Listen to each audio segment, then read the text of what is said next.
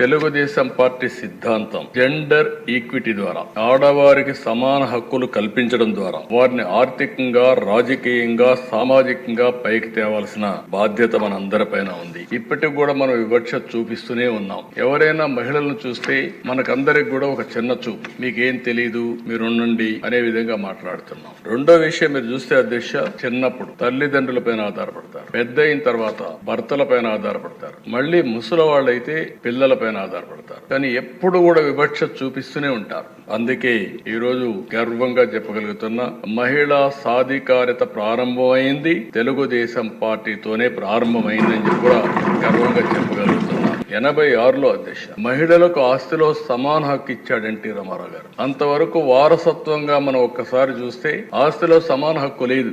ఆడపిల్లలుంటే పెళ్లిళ్లు చేసి పంపించేస్తున్నాం, ఆస్తిలో హక్కు లేని పరిస్థితి తీసుకొస్తున్నాం, సెక్యూరిటీ ఇవ్వలేని పరిస్థితికి వచ్చాం. అది తీసుకొచ్చిన తర్వాత అధ్యక్ష డిమాండ్ చేసే పరిస్థితికి వచ్చారు ఆడబిడ్డలు. I'm proud to say that. ఎవరైనా సరే అది అయిన తర్వాత ఈ రోజు చూస్తే 40 ఏళ్ల ముందే తీసుకొస్తే 2005లో దేశంలో దీన్ని చట్టంగా తీసుకొచ్చారు, మహిళలకు ఆస్తిలో సమాన హక్కుని. అయితే మన రాష్ట్రంలో మనం అందరం గుర్తుపెట్టుకోవాల్సిన అవసరం ఉంది. తల్లికి చెల్లికి ఆస్తిలో వాటా ఇవ్వని వ్యక్తి నిన్నటి వరకు ఈ సభలో కూర్చొని ముఖ్యమంత్రిగా ఉన్నాడంటే ఏ విధంగా సభవో నాకైతే అర్థం కావడం లేదు. నేనేదో విమర్శించాలని విమర్శించడం లేదు. ఇచ్చిన వాటాల మీద కోర్టుకు పోయి అది కూడా ఇవ్వను అనే పరిస్థితి వచ్చారంటే ఇంకా ఆస్తిలో సమాన హక్కు మీద మాట్లాడడం గాని, మహిళల గురించి మాట్లాడే హక్కు అలాంటి వ్యక్తులకు ఉంటుందా అని అడుగుతున్నాను అధ్యక్ష. ఎందుకంటే అధ్యక్ష ఈ రోజు మనందరం ఒకటి గుర్తుపెట్టుకోవాల్సిన అవసరం ఉంది. రాజకీయాల్లో ఉండే మనం ప్రజలకు జవాబుదారితనం, మనం ఆదర్శంగా ఉండాలి. మనం ఆదర్శంగా ఉండి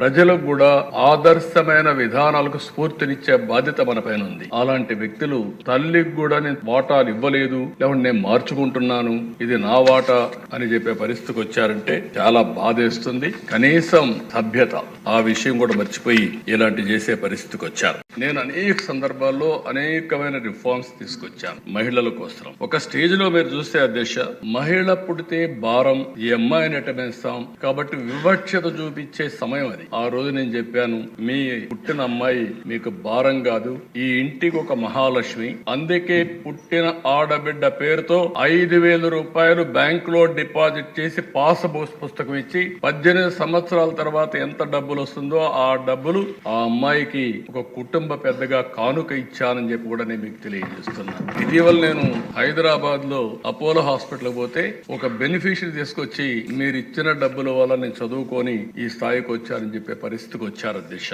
ఇంకో పక్కన అధ్యక్ష మీరు ఒకసారి చూస్తే ఒక నమ్మకం, ఒక కాన్ఫిడెన్స్ కావాలి. మనం అందరం ఆలోచించేవాళ్ళం, అమ్మాయిలంటే సైకిల్ దొక్కలేరు, మగవారితో సమానంగా ముందుకు పోకూడదు, లేకపోతే ఎవరన్నా పేరెంట్స్ తీసుకెళ్ళాలి, ఇలాంటివన్నీ ఉంటే నేను ఆ ధైర్యాన్ని వాళ్ళలో ఒక నమ్మకాన్ని ఇవ్వాలి. మగ పిల్లలు ఆడపిల్లలు తేడా లేదు, అవసరమైతే ఆడపిల్లలే దూసుకుపోతారనే నమ్మకాన్ని ఇవ్వడానికి 8, 9, 10వ తరగతి స్టూడెంట్స్ అందరికీ, ఆడపిల్లలందరికీ సైకిళ్లు కొనిచ్చాను అధ్యక్ష. సైకిళ్లు కొనిస్తే తల్లిదండ్రులు చదువుకోవద్దన్నా మాకు సైకిల్ ఉంది మేము వెళతామని వచ్చి చదువుకున్న సందర్భం అధ్యక్ష.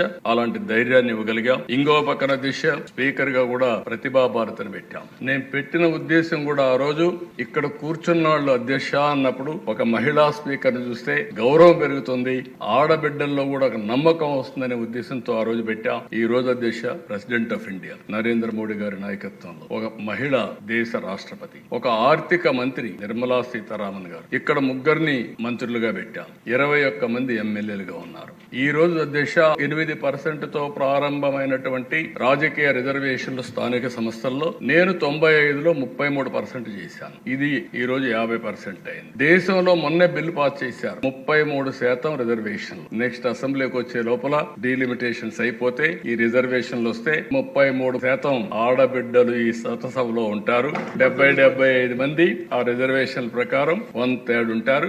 మంత్రులు కూడా 1/3 ఉంటారు. ఇది శుభ పరిణామం అని చెప్పి కూడా నేను మీకు తెలియజేస్తున్నా. ఏదైతే నేను చెప్పానో రాజకీయంగా, ఆర్థికంగా ఈ 2 పైకి వస్తే సామాజికంగా ముందుకు పోయే పరిస్థితి వస్తుంది. అది జరుగుతుంది.